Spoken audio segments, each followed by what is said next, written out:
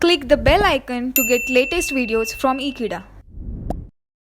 Hello friends, दोस्तों आज इस वीडियो के अंदर हम डिस्कस करने वाले हैं, एक नई शुरुआत करने वाले हैं एमसीक्यू क्वेश्चंस की। यानी कि आपका जो सबसे पहला चैप्टर है सीए फाउंडेशन लेवल पर इकोनॉमिक्स के अंदर, यानी कि बिजनेस इकोनॉमिक्स के अंदर जो आपका पार्ट 1 है nature and scope of business economics, उसके हम कुछ एमसीक्यू क्वेश्चंस को यहाँ पर डिस्कस करने वाले हैं। ये एमसीक्यू क्वेश्चंस का पार्ट 1 वीडियो है। टोटल 2 वीडियोज़ के अंदर हम यूनिट 1 के सभी क्वेश्चन आंसर्स को यहाँ पर डिस्कस करेंगे। तो प्लीज़ इस वीडियो को पूरा अच्छे से देखिए। इसमें हम क्वेश्चन डिस्कस करेंगे, उनके आंसर्स को इवेल्युएट करेंगे, उससे रिविजन भी होगा और आपको एग्जामिनेशन का पर्सपेक्टिव भी मिलेगा। तो चलिए दोस्तों स्टार्ट करते हैं इस वीडियो को। MCQ on the chapter nature and scope of business economics for CA foundation.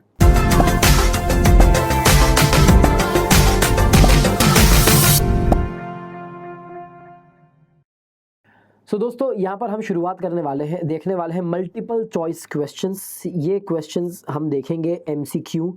कुछ बच्चों का ये कहना है कि हम यहाँ पर एमसीक्यू पैटर्न क्यों देख रहे हैं, तो एमसीक्यू के पीछे बच्चों रीज़न ये है कि आपको ये जो सब्जेक्ट है यानी कि business economics and business and commercial knowledge, BCK जिसे कहते हैं, ये आपका एमसीक्यू पैटर्न पे है। आपका जो एक और सब्जेक्ट है जिसे हम कहते हैं मैथमेटिक्स, वो भी आपका यहाँ पर एमसीक्यू पैटर्न में है। और 2 पेपर्स सीए फाउंडेशन लेवल पर, अकाउंट्स पेपर 1 एंड पेपर 2 आपका जो लॉ है, ये दोनों आपके थ्योरेटिकल है। तो हम इकोनॉमिक्स पढ़ रहे हैं, ये एमसीक्यू पैटर्न ही है, आपको इसी हिसाब से पढ़ना है। आपके नेगेटिव मार्किंग भी है 0.25, यानी कि 1/4 मार्क की आपकी नेगेटिव मार्किंग है। ध्यान रखिएगा, अच्छे से पढ़िएगा, गलत आंसर नहीं करना है, तुक्के हमको नहीं मारना है। अगर हम तुक्का मारने भी वाले हैं तो हम सोच समझ के करेंगे, वो मैं आपको तरीका बताने वाला हूं। सो ये इस वीडियो में हम एमसीक्यू देखेंगे और ये सीए फाउंडेशन लेवल पर है ऑब्वियसली। तो फाउंडेशन लेवल पर पेपर 4 जो आपका है बिजनेस इकोनॉमिक्स ही लिखा है मैंने। क्यों? क्योंकि बिजनेस इकोनॉमिक्स इसलिए लिखा है क्योंकि ये है आपका पार्ट 1। पार्ट 2 क्या है?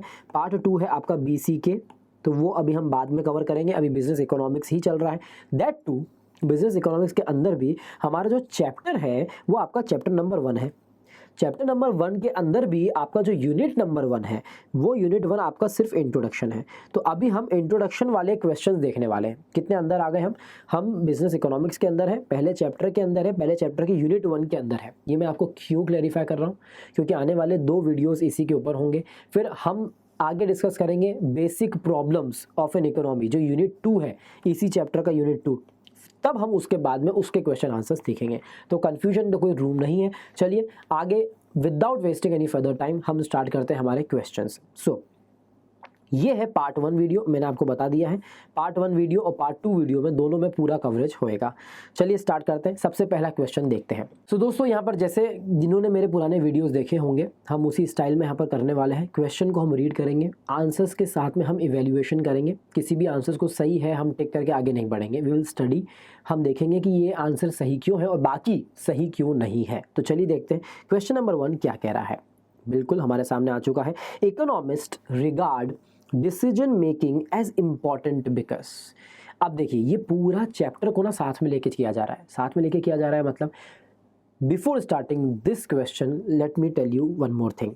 हम यहाँ पे नेचर एंड स्कोप के अंदर हैं। मैं आपको थोड़ा सा ओवरव्यू दे देता हूँ अगर आपको कन्फ्यूजन ना हो। नेचर और स्कोप में हमने क्या क्या चीज़ें देखी थी।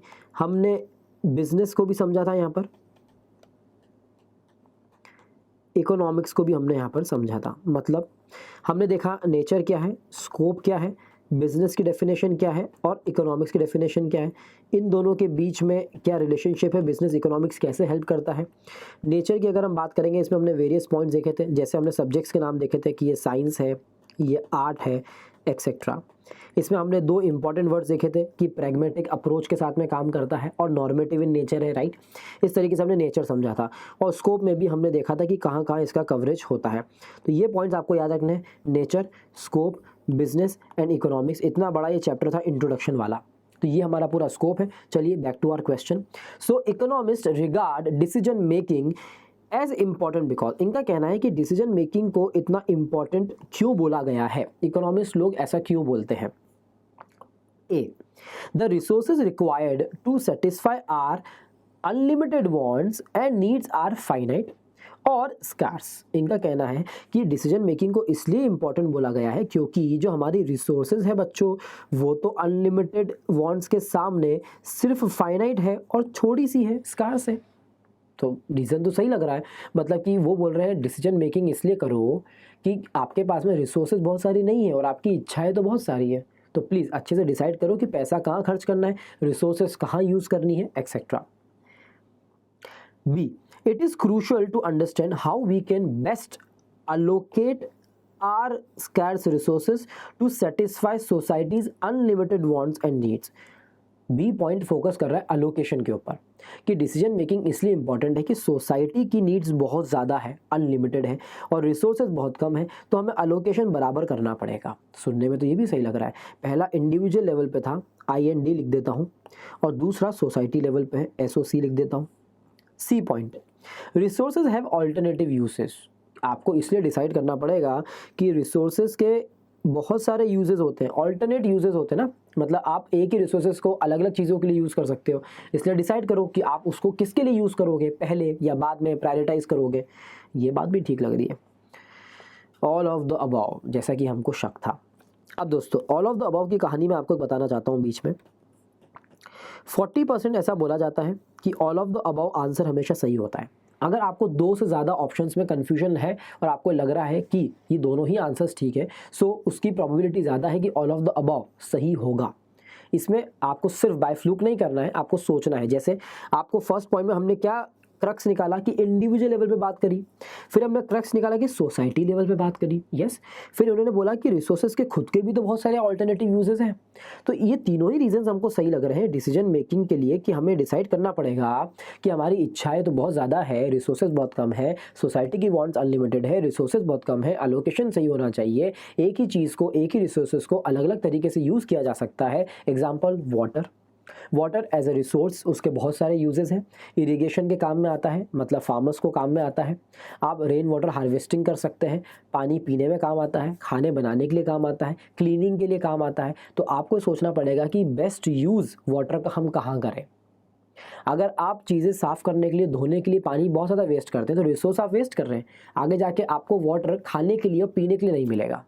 तो ऑल्टरनेटिव यूजेस हैं, तो आपको डिसाइड करना पड़ेगा। So I think we are convinced that इसका जो आंसर है वो और कोई नहीं but all of the above D, जो अभी जगमगाया है हमारी स्क्रीन के ऊपर, वही है। So D is our answer. All of the above, सभी पॉइंट सही है। ये सभी रीजंस की वजह से हमें डिसीजन मेकिंग इतना इंपॉर्टेंट है, इकोनॉमिस्ट इसलिए ऐसा कहते हैं। This was question number 1। चलिए आगे बढ़ते हैं क्वेश्चन नंबर 2 की तरफ। सो क्वेश्चन नंबर 2 क्या बोल रहा है, let's see. Business economics is, आ गया, बात आ गई, हमने डेफिनेशंस वगैरह सब पढ़ी है, अब आपका इम्तहान है। बिजनेस इकोनॉमिक्स क्या है, उन्होंने सिर्फ यही पूछा है आपसे। अब देखते हैं ऑप्शंस में क्या क्या देते हैं। बहुत सारी सही चीज़ें लिख सकते हैं, all of the above again हो सकता है, तो ध्यान रखिएगा। तो चलिए दोस्तों देखते हैं ऑप्शंस क्या है कि बिजनेस इकोनॉमिक्स क्या है, BE जिसे हम कहते हैं। सबसे पहला ऑप्शन एब्स्ट्रैक्ट है और and applies the tools of micro economics. इनका कहना है कि ये एब्स्ट्रैक्ट है और माइक्रो इकोनॉमिक्स के टूल्स को अप्लाई करता है। अभी इसका आंसर मैं नहीं दूंगा, हम सारे ऑप्शंस पढ़ते हैं। B, involves practical application of economic theory in business decision making. ओहो, ओके, मतलब इनका कहना है कि बिजनेस डिसीजन मेकिंग के लिए ये क्या करता है, उन थियोरीज को प्रैक्टिकली अप्लाई करता है, मतलब कि it फिल्स the gap between business and economics. इस गैप को बीच में भरता है, प्रैक्टिकल और थियोरी को कंबाइन करता है। ठीक है, देखते हैं तीसरा ऑप्शन क्या है। Incorporates tools from multiple disciplines. इनका कहना है कि अलग अलग डिसिप्लिन्स के साथ में मिलके ये एक टूल बनाता है। इसका मतलब क्या है सर, हमें वही समझ में नहीं आया। मल्टीपल डिसिप्लिन्स मतलब क्या होता है सर? इकोनॉमिक्स में मैथ भी आ जाता है, लॉजिक भी आ जाता है, दूसरी बहुत सारी चीज़ें भी आ जाती है।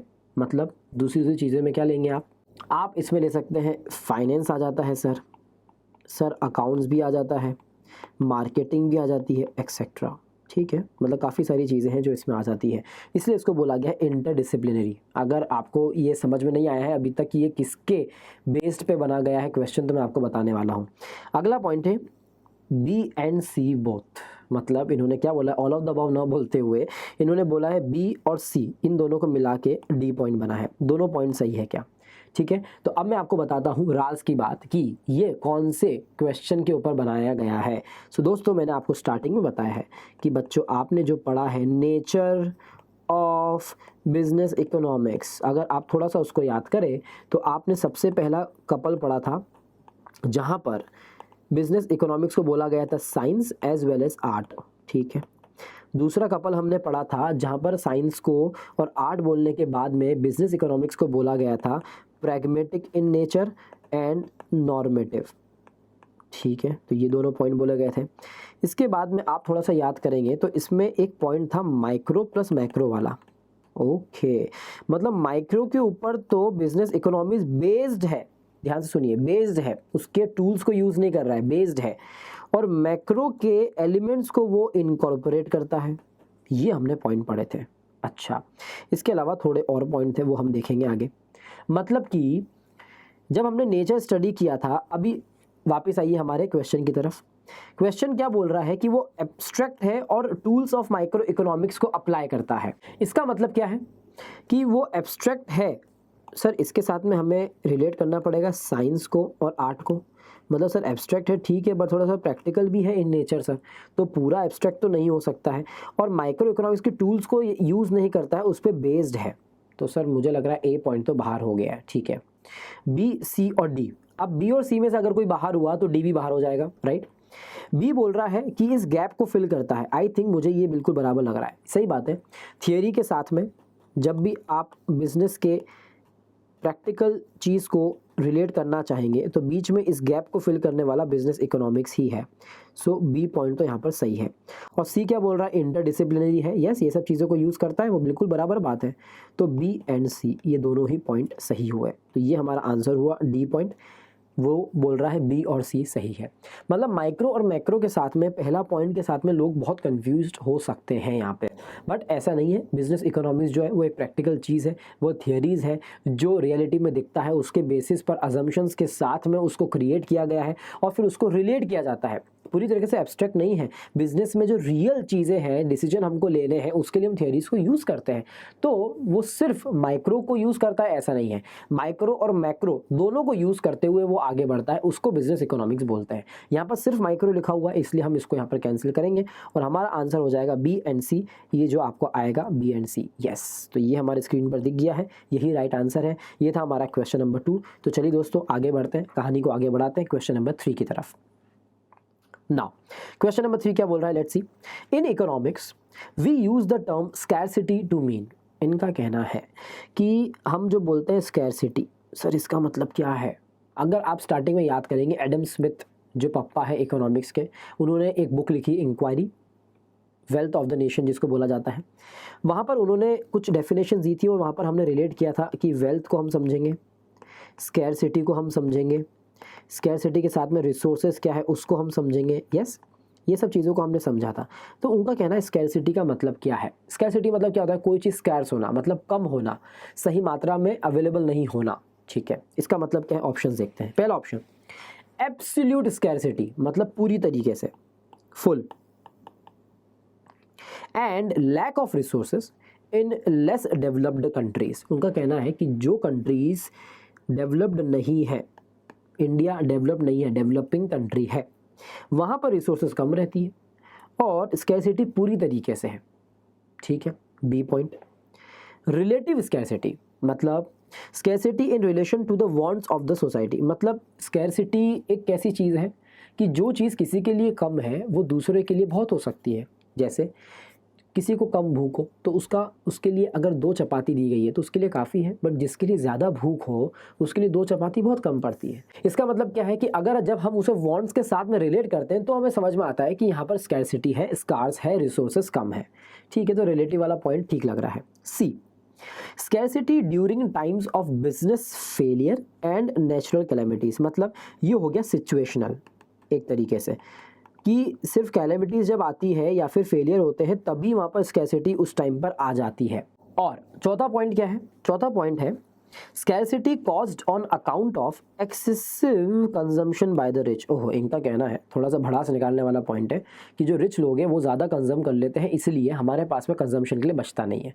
मतलब अमीर लोगों के पास ज़्यादा पानी और हमारे पास में कम है, इसलिए स्कैरसिटी है। अब देखिए ये जो सी और डी पॉइंट है, ये दोनों थोड़े से स्पेसिफिकली किसी पॉइंट के बारे में बात कर रहे हैं, और हम बात कर रहे हैं इकोनॉमिक्स की। तो इकोनॉमिक्स की जो थियोरी बनाई गई है, क्या वो पूरे नेशन को ध्यान में रखते हुए की गई है? यस, ये फैक्ट्स पे बात कर रहा है, मतलब ये किसी एक एक पॉइंट पर अब कोई रूल नहीं बनाया जा सकता। तो रिच की वजह से ऐसा काम हो रहा है इसलिए हम स्कैरसिटी की डेफिनेशन बना देंगे? नो। सिर्फ कैलेमिटीज़ के टाइम पे ऐसा होगा इसलिए हम उसको स्कैरसिटी बोलेंगे? नो। तो ये 2 पॉइंट तो बाहर है, सी और डी। पहला पॉइंट बोल रहा है कि एकदम स्कैरसिटी फुल एब्सोल्यूट तरीके से ख़त्म है, और सिर्फ जो डेवलप्ड कंट्रीज़ है वहाँ पर तो बराबर है, जो अनडेवलप्ड है या फिर डेवलपिंग है वहाँ पर स्कैरसिटी होती है, बाकी सब जगह तो ठीक है। ये बात भी नहीं पच रही है, मतलब कि ए, सी और डी एकदम गलत पॉइंट्स है। तो हमको समझ में आ रहा है सही बात भी ये है, रिलेटिव स्कैरसिटी। जैसे मैंने आपको एग्जांपल दिया चपाती का, खाने का, पानी का, जो चीज़ किसी के लिए कम है वो किसी दूसरे पर्सन के लिए बहुत हो सकती है। आपकी अगर इच्छाएं ज़्यादा है, आपकी अगर नेसेसिटीज़ ज़्यादा है, आपको 3-3 पेयर ऑफ शूज़ भी कम पड़ते हैं, किसी के लिए 1 पेयर ऑफ शू ही काफ़ी रहता है। तो रिलेटिव स्कैरसिटी है, जब हम उसको वांट्स ऑफ द सोसाइटी के साथ में रिलेट करते हैं तो हमको समझ में आता है कि कितनी स्कैरसिटी है। सो हमारा आंसर यहाँ पर हो जाएगा B, and this is the right answer. Question number 3 के लिए आपकी स्क्रीन पर ये आपको दिख जाएगा, B is the right answer. So ये था हमारा क्वेश्चन नंबर 3। चलिए दोस्तों चलते हैं क्वेश्चन नंबर 4 की तरफ। तो चलिए दोस्तों देखते हैं नेक्स्ट क्वेश्चन, क्वेश्चन नंबर 4 क्या इंटरेस्टिंग है हमारे सामने। What implications does resource scarcity have for the satisfaction of wants? इनका कहना है कि रिसोर्स स्कैरसिटी तो है, ये हमको समझ में आ गया है, राइट। इसका क्या इम्प्लीकेशन होगा किसके ऊपर? सेटिस्फेक्शन ऑफ वांट्स के ऊपर। मतलब हमारी जो वांट्स है वो बहुत ज़्यादा है, अनलिमिटेड है, ठीक है। अनलिमिटेड कहिए, इनफाइनाइट कहिए, कभी ख़त्म नहीं होने वाली वांट्स है। इच्छाएं कैसी है? इच्छाएं पता है कैसे बोला गया है? एक कुआं है, वेल है, जो कभी ख़त्म नहीं होता है। आप हमेशा आपकी इच्छाएं बढ़ती रहेगी। सो रिसोर्स की स्कैरसिटी होने की वजह से क्या इम्प्लीकेशंस आएंगे हमारी इच्छाओं के ऊपर, हमारे वांट्स की सेटिस्फेक्शन के ऊपर? तो इनका कहना है कि आप बताइए क्या इम्प्लीकेशन हो सकता है। पहला, not all wants can be satisfied. इनका तो पहला ही पॉइंट में कहना है, हम तो ये बोल रहे हैं आपको कि कोई भी कितना भी कुछ भी कर लो आप, सभी वांट्स सब लोगों की कभी भी पूरी नहीं हो सकती है। सुनने में तो सही लग रहा है और प्रवचन जैसा लग रहा है, बट हम इकोनॉमिक्स पढ़ रहे हैं। B, we will never be faced with the need to make choices. इनका कहना है एकदम बिंदास, हमारे पास कभी ऐसी परिस्थिति सर्कमस्टांसेस आएंगे ही नहीं कि हमें चॉइस करना पड़े। हमारे पास काफ़ी पैसा है, हमारे पास सब कुछ है।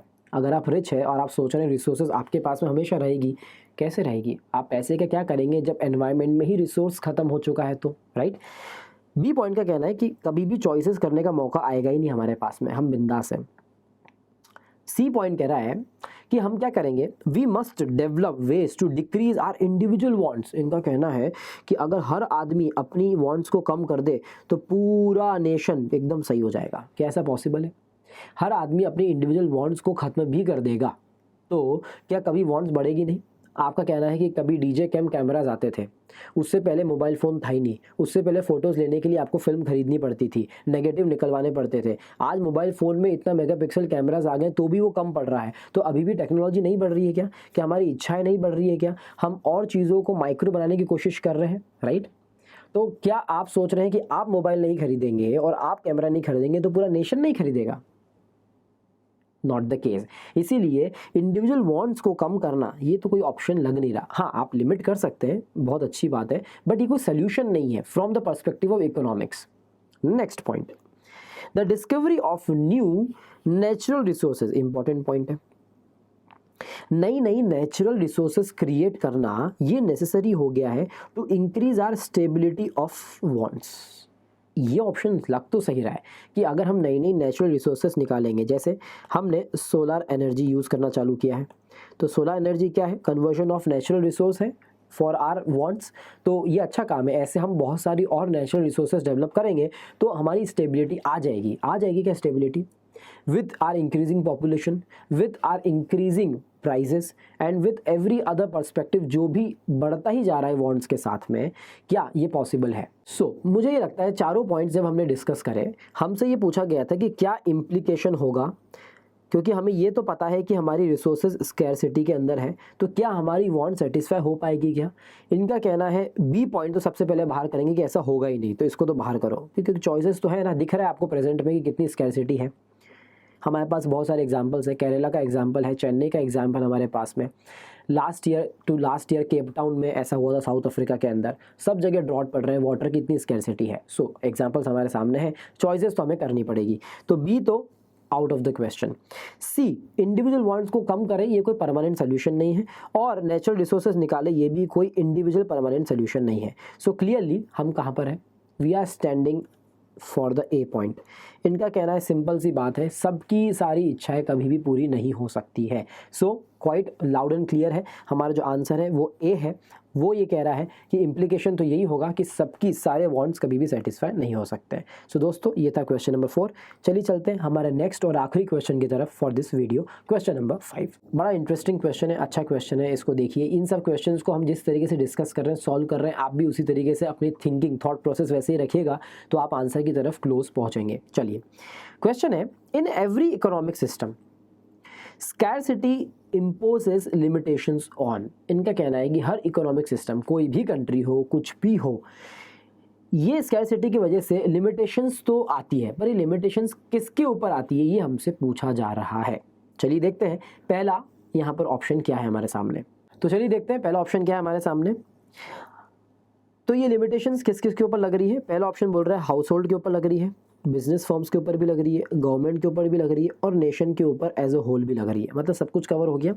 यहाँ पर इंडिविजुअल कवर हो गए, यहाँ पर बिजनेस फर्म्स कवर हो गई, या फिर इंडस्ट्री भी ले सकते हैं, गवर्नमेंट कवर हो गई, और एट लास्ट उन्होंने नेशन भी बोल दिया। ठीक है, मतलब सबके ऊपर ही लग रहा है लिमिटेशंस, तो सबके ऊपर ही आ रही है। बी पॉइंट बोल रहा है कि हाउस होल्ड पे लग रही है, फर्म्स पे लग रही है, बट गवर्नमेंट पे नहीं लग रही है। सोचते हैं इसके बारे में। सी पॉइंट, लोकल और स्टेट गवर्नमेंट के ऊपर ही लग रही है, बट फेडरल गवर्नमेंट के ऊपर नहीं लग रही है। Okay. And D point, house holds and governments के ऊपर लग रही है, बट बिजनेस फर्म्स के ऊपर नहीं लग रही है। चलिए, सबसे पहले तो हमें ये सोचना होगा कि क्या लॉजिक क्या है लिमिटेशंस के पीछे। अब देखिए, वाटर है, इलेक्ट्रिसिटी है, जितनी भी नेचुरल रिसोर्सेज हमारे पास में है, इलेक्ट्रिसिटी तो हम बनाते हैं, बट हम वाटर से यूज़ करके इलेक्ट्रिसिटी बनाते हैं, पंप करते हैं, और भी दूसरी जो हमारे पास नेचुरल रिसोर्सेज है, वो सब कम है, स्कैरसिटी में है, क्योंकि हमारी वांट्स बहुत ज़्यादा है। हमारी मतलब इंडिविजुअल की, ह्यूमन बींग्स की हम बात कर रहे हैं। तो पहला लॉजिक तो ये है कि जब भी इस चीज़ की लिमिटेशंस लगेगी तो ह्यूमन बींग्स के ऊपर लगेगी ना। मतलब हाउस होल्ड कौन चला रहे हैं? हम चला रहे हैं। बिजनेस फर्म्स कौन चला रहे हैं? हम चला रहे हैं, ह्यूमन बींग्स। हमारी इच्छाएं, हम बिजनेस कर रहे हैं, हमारी इंडस्ट्री चल रही है, प्रोडक्ट है, प्लांट एंड मशीनरी है, सबके लिए जो रॉ मटेरियल लग रहा है, उन सब में नेचुरल रिसोर्सेज लगी हुई है। तो चाहे फर्म्स बोलिए, इंडस्ट्री बोलिए, हाउस होल्ड बोलिए, गवर्नमेंट में कौन है? हम ही लोग हैं। गवर्नमेंट किसको मैनेज कर रही है? नेशन को मैनेज कर रही है, और नेशन किसके ऊपर टिका हुआ है? हम लोगों के ऊपर। सो आई थिंक आपको क्वाइट लाउड एंड क्लियर यहाँ पर समझ में आ गया होगा, लिमिटेशन सबके ऊपर लगेगी, कोई भी यहाँ पर बच जाए ऐसा नहीं है। सो क्लियरली हमारा आंसर यहाँ पर क्या हो जाएगा? ए। वाई? गवर्नमेंट पे नहीं लगेगी ऐसा नहीं हो सकता, सिर्फ फेडरल पे नहीं लगेगी ऐसा भी नहीं हो सकता, बिजनेस फर्म्स पे नहीं लगेगी ऐसा भी नहीं हो सकता। सो हमारा आंसर है बिल्कुल इंडिविजुअल पे भी लगेगी, फर्म्स एंड इंडस्ट्री के ऊपर भी लगेगी, गवर्नमेंट के ऊपर भी लगेगी, और नेशन के ऊपर भी लिमिटेशंस आ ही जाते हैं। तो रिसोर्सेज अगर कम हुए तो इकोनॉमिक सिस्टम पूरी तरीके से यहाँ पर इम्पैक्ट हो जाएगा। तो इन सब के ऊपर लगेगी, तो ए ऑप्शन हमें बिल्कुल बराबर यहाँ पर लग रहा है। बट हमारे पास में एक और ऑप्शन है। एक और ऑप्शन क्या है? देखिए, बिजनेस फर्म्स के ऊपर लगेगी, गवर्नमेंट के ऊपर लगेगी, और नेशन के ऊपर भी लगेगी। तो इन्होंने किसको छोड़ दिया यहाँ पर? हाउस होल्ड को छोड़ दिया। तो ये ऑप्शन क्यों नहीं हो रहा है?